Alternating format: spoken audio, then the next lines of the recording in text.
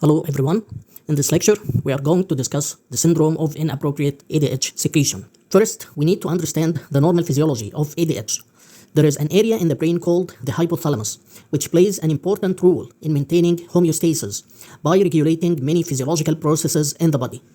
Within the hypothalamus, there are specialized neurons that synthesize ADH, also known as Arginine Vasopressin, AVP. These neurons extend down to the posterior pituitary gland, where ADH is stored and then released into the systemic circulation. The secretion of ADH is mainly regulated by two important factors.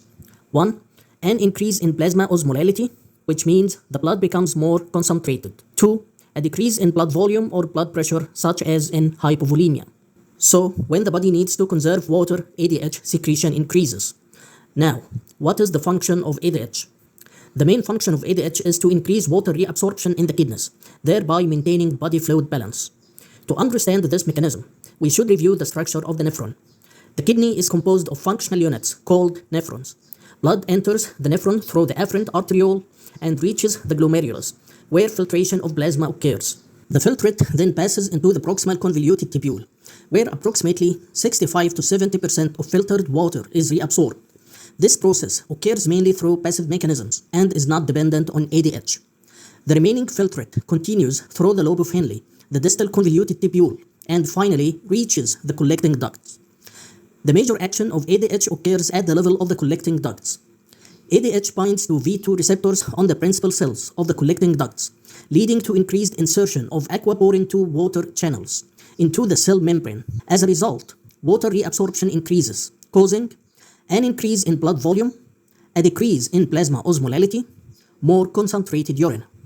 Now, let us discuss SIADH. In SIADH, there is an inappropriate and excessive release of ADH despite normal or low plasma osmolality, and despite the absence of a physiological need to conserve water.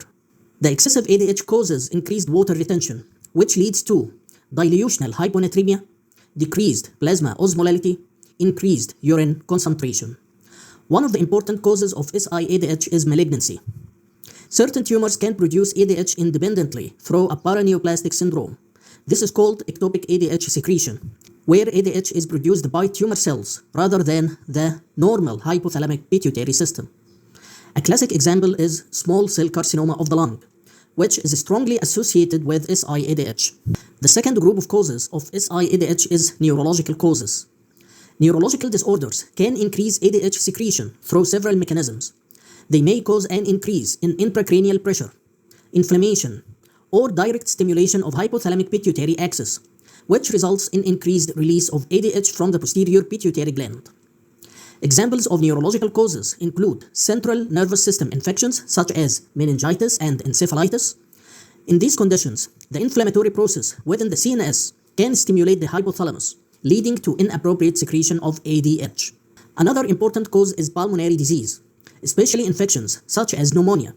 The exact mechanism by which pneumonia causes SIADH is not completely understood, but it is believed that pulmonary infections may stimulate ADH release through inflammatory pathways or abnormal activation of neural signals. For example, pneumocystis jirovecii pneumonia can be associated with SIADH, especially in immunocompromised patients.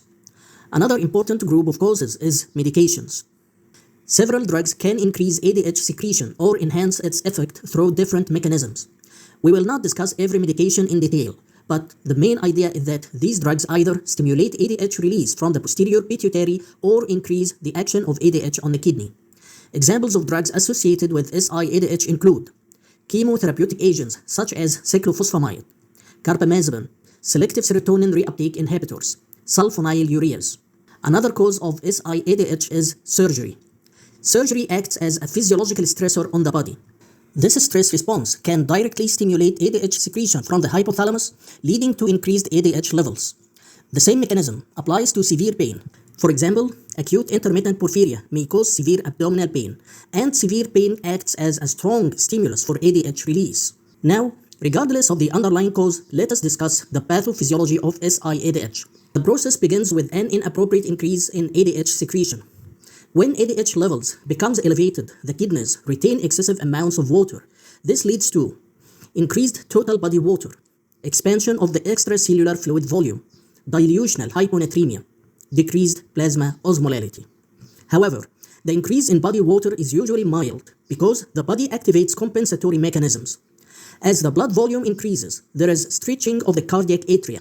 This stimulates the release of atrial natriureteric peptide and the brain natriureteric peptide from the heart. ANP and BNP inhibit the renin-angiotensin-aldosterone system, leading to decreased renin and aldosterone activity. Since aldosterone normally promotes sodium and water retention, a decrease in aldosterone causes increased sodium excretion in the urine and loss of water. As a result, the body loses sodium.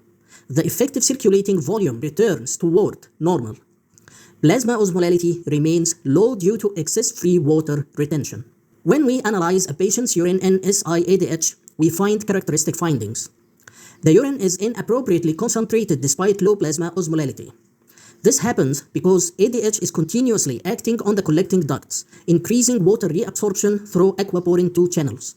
Therefore, urine osmolality is high and urine sodium concentration is usually elevated.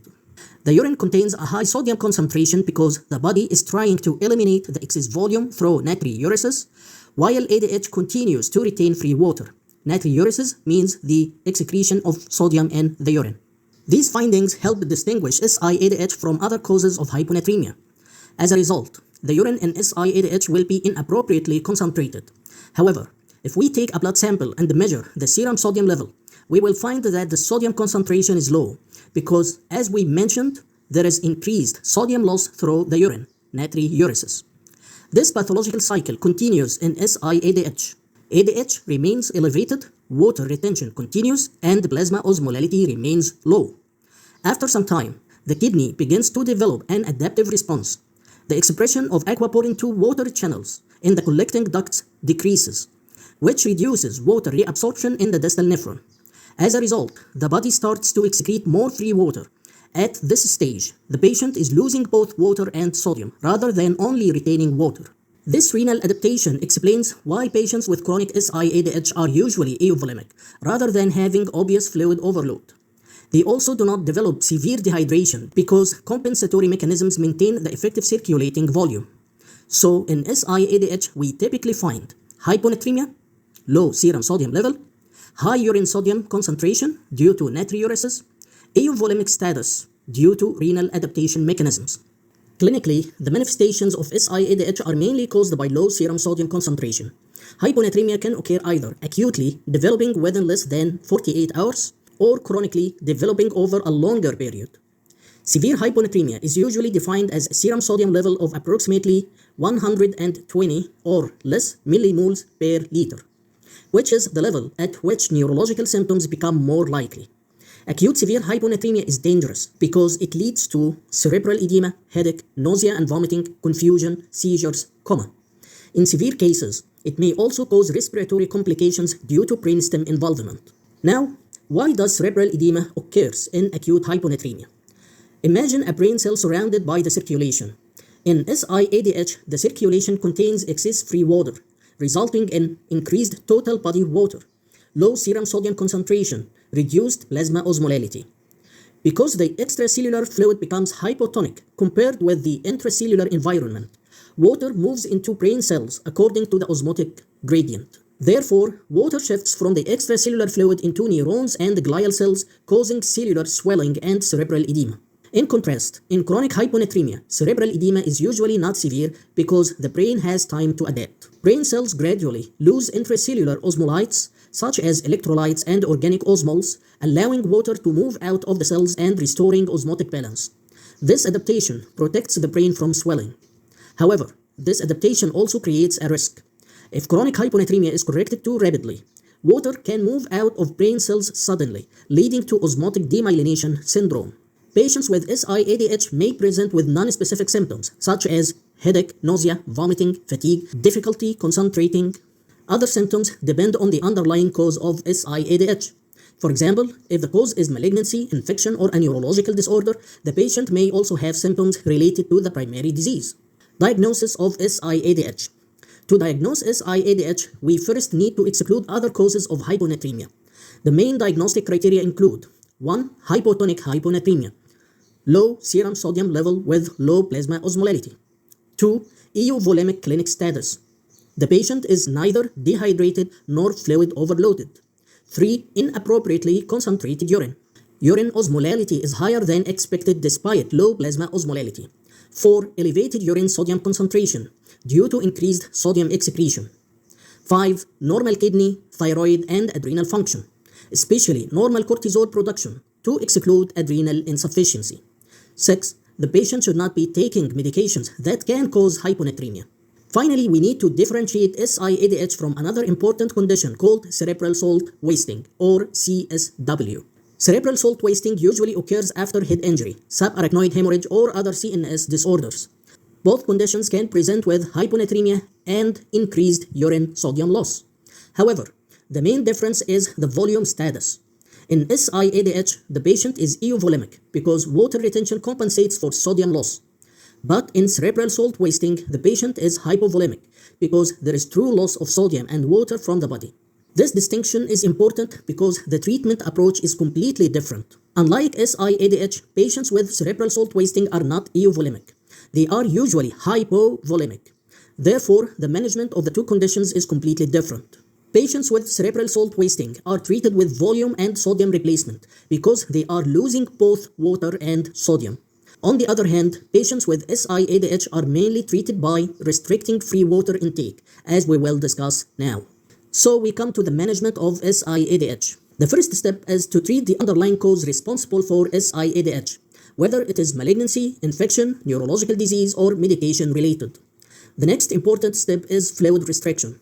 As we mentioned earlier, SIADH is characterized by excessive water retention, so limiting fluid intake helps correct the dilutional hyponatremia. Usually, fluid intake is restricted to approximately 500 to 1000 milliliters per day, depending on the severity of the condition and the patient's clinical status. Fluid restriction decreases the amount of free water in the body and gradually improves serum sodium concentration. In cases of symptomatic acute hyponatremia, if the patient has acute symptomatic hyponatremia, especially with neurological symptoms such as seizures or severe confusion, urgent treatment is required because this condition can be life-threatening. In these cases, we use hypertonic saline, usually 3% saline. The hypertonic saline contains a higher sodium concentration, so it increases the serum sodium level and helps reduce cerebral edema. However, sodium correction must be controlled and gradual to avoid complications. In cases of chronic hyponatremia, correction must be slower. Rapid correction of chronic hyponatremia can cause a serious complication called osmotic demyelination syndrome, or it has another name, they call it central pontine myelinolysis. Why does this happen? In chronic hyponatremia, brain cells adapt by losing intracellular osmolytes to prevent swelling.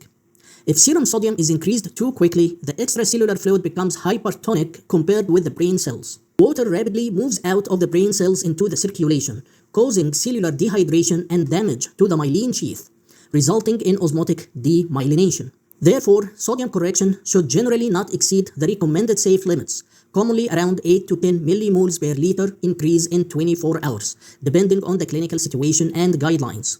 Pharmacological treatment. In some chronic cases, medications can be used. One option is dimeclocycline. Dimeclocycline reduces the effect of ADH on the kidney by interfering with ADH action on the collecting duct.